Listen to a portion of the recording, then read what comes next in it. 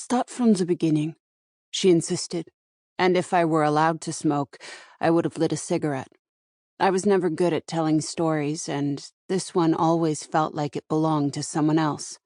I had been young and stupid. I'd been idealistic. I was 20. Maybe I could start from the first slide of art history class, a black diorite pillar. Hammurabi's Code, 282 laws and sliding punishments for 18th century BC justice, some seemingly logical, an eye for an eye, a surgeon's hand for a botched surgery, a builder's life for a collapsed building, some more bizarre. The guilt of the adulterer judged by whether or not they sank when thrown in water, all etched out onto a 7-foot column. But there was nothing for me on the cold black stone. No law had been engraved to deliver due process for what happened to me last year. I had no idea whose hand to chop off. Okay, well, what about her first words? What did she say when you got here? I sat silent, arms tightly folded, unable to understand Frau Klein's persistent interest in the beginning. The spa was only for women, all of whom were present for different disorders and some diseases, most unknown to me. But everyone knew why I was there. I was famous, and the angular whispers of the nurses and patients followed me through the concrete building.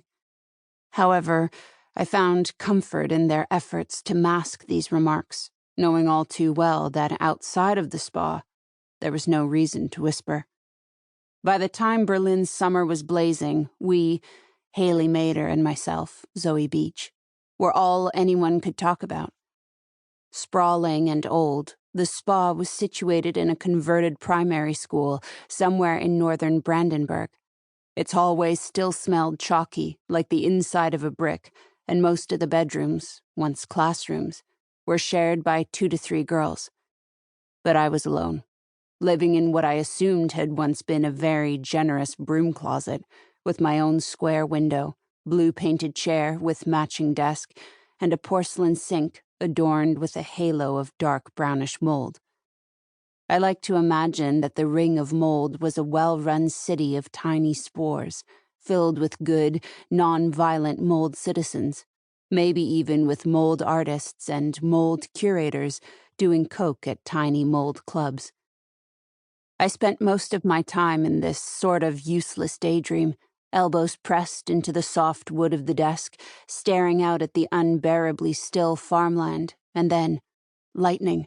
An interruption to my doldrums, a body writhing in a lake of blood, flashes strobing, sound blaring, like a Rihanna music video or a trailer for a horror film.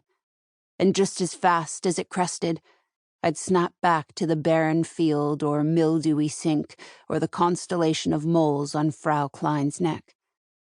Frau Klein loved the word paranoia, letting each syllable slip like a ping-pong ball out of her wet mouth.